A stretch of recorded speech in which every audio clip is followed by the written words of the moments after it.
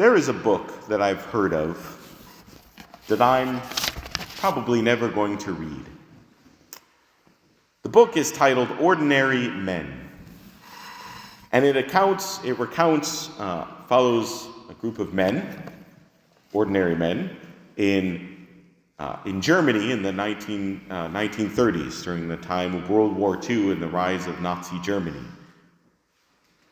And how these ordinary men, as the title implies, were simply laborers, farmers, husbands, and fathers. And of course, then were recruited during World War II into Hitler's army. And it recounts then, of course, how then they became soldiers in the army and ended up committing atrocious acts of violence, killing of people. And so the book follows all the conditions that happened that led ordinary men to become to do such atrocious atrocities. The reason I will probably never read said book is because I'm afraid that I'll see too much of myself in those ordinary men. Too much of myself and be convicted all the more of my own capacity for evil. There's a line by the Russian writer Solzhenitsyn who says that the line between horrendous evil and tremendous good runs right through the center of the human heart. The line between horrendous evil and tremendous good runs right through the center of the human heart. In other words, it's the conviction, that line convicts me to realize I am capable of horrendous evil. So what brings us then to cross that line from horrendous evil to tremendous good? Well, the divine mercy of God, His grace. We can even look at Thomas the Apostle and Judas Iscariot. You see, I think Thomas the Apostle and Judas Iscariot were actually quite similar. Because Thomas realized that in following Jesus, there came a point he realized Jesus was probably going to die or be killed. And thus, in his following Jesus, they were probably going to die with him. This comes from earlier in the Gospel of John. They had just left, Jesus and the apostles had left Jerusalem because Jesus said things that riled people up and they were trying to kill Jesus, but they slipped away. But then while they were away, that's when they got the news that Lazarus had died. Lazarus is from Bethany, and Bethany, by the way, is literally in walking distance of Jerusalem, literally right next to Jerusalem. And so Jesus says, we're going to go back there now. And Thomas has this line, it's in the gospel, you can read it. He says, well, let us then go there to die with him also. And what I think that means is that he understood that Jesus had riled people up enough, he was probably going to be killed. And I think Judas understood this too. The difference was, Judas decided to cut his losses and get out. And his betraying of Jesus was sort of hastening what he perceived to be the inevitable.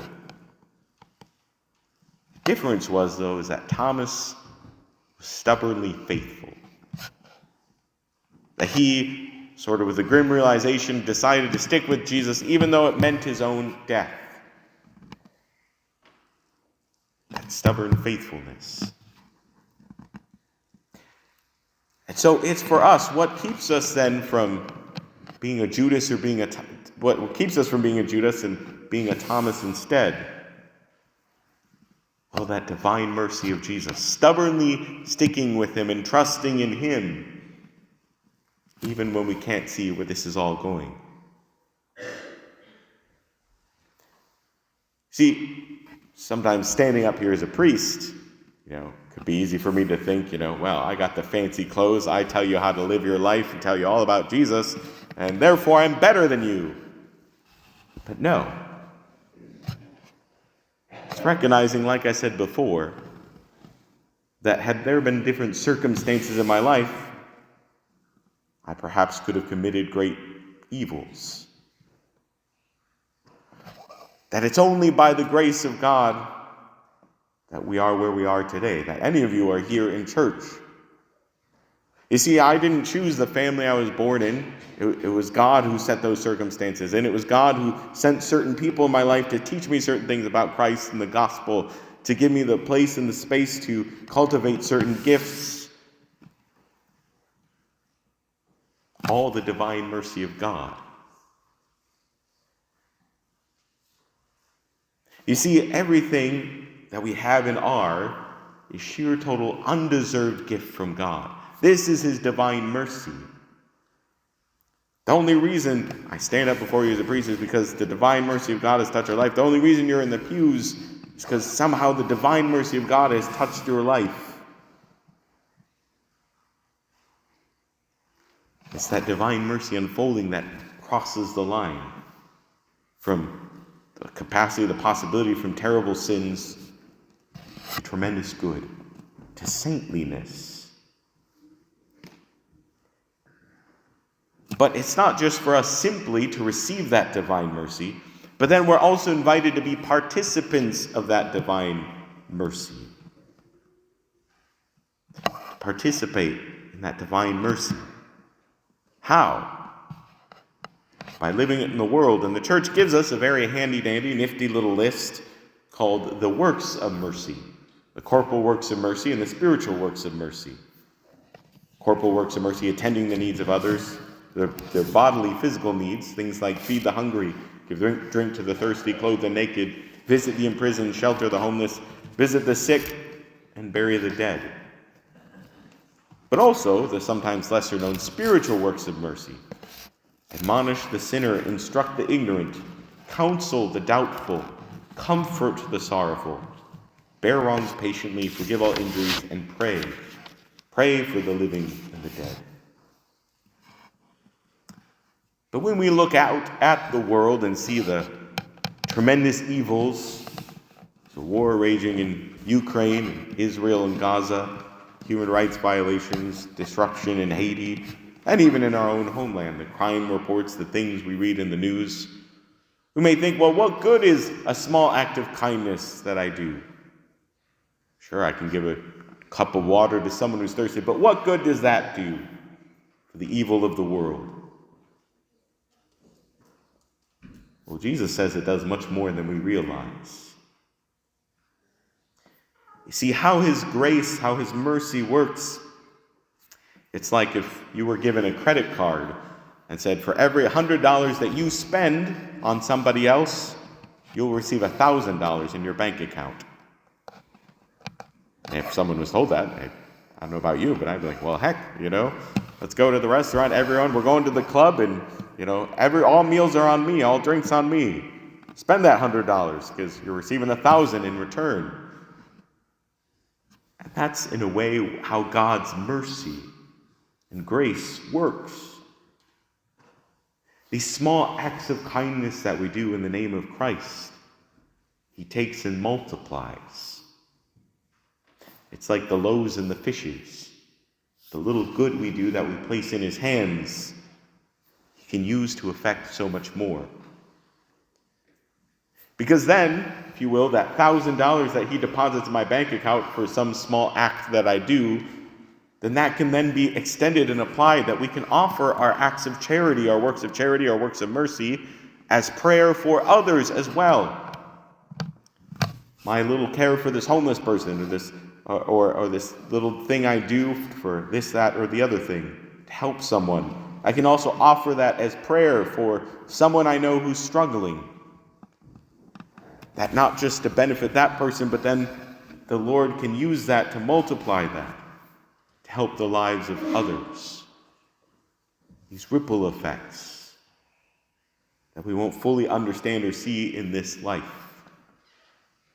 This is how his divine mercy works. It's sort of like, to use an example from literature, some of you may be familiar with the books or the movie The Lord of the Rings. One thing I love about those stories is, of course, you may know that there's the premise of the stories is this great evil rising up, but he's looking for this ring of power that will give him even greater power to conquer the world. So they have to destroy this ring of power, but they have to destroy it by going into the very heart of the evil king's kingdom. To go back to that's where the only fire is that can destroy this ring of power. And who ends up carrying it but Frodo Baggins, who's a hobbit. Hobbit are little half-sized people, halflings they call them. Short little people who seem insignificant, not powerful, not mighty by any means. But exactly, they say in the story, exactly the reason they're able to slip into the kingdom to destroy the ring is because they're deemed by the enemy as insignificant. They're not powerful. They can't do anything against the great force of evil. And in a similar way, analogously, is with the Christian life. These small acts of kindness that seem so small, so insignificant in the face of great evil in the world, do far more than we realize. Look at someone like St. Teresa of Calcutta, Mother Teresa. What did she do that she began this ripple effect of goodness in the world? Simply the works of mercy. She started picking up people who were dying in the streets and giving them a bed, washing them, giving food to people who were hungry. That's all. And it sparked this whole movement that people were drawn to. It had ripple effects in the world, in those small acts of love. And she herself would say very frequently, it's not about the great deeds that we do, it's not about doing great things or big things, but doing little things with great love. I see this also when I do funerals. Every time I do a funeral, of course, visit with the family about the memorable things of that person in their life. And very often, it's not how the person spent their money. It's not any great works that they did, but what people remembered and the things they remember that impacted their life was all those small, kind acts of love. All the sometimes silly-seeming little ways that they showed their love. And that's what impacted them. That's what they remember. That's what shaped and changed their life, was all these little things their mother or father did, or brother and sister, that so greatly impacted their life. These small acts of love, of divine mercy, do so much more than we realize in the world. And so it's entrusting. First of all, it's recognizing this divine mercy that's already at work in my life.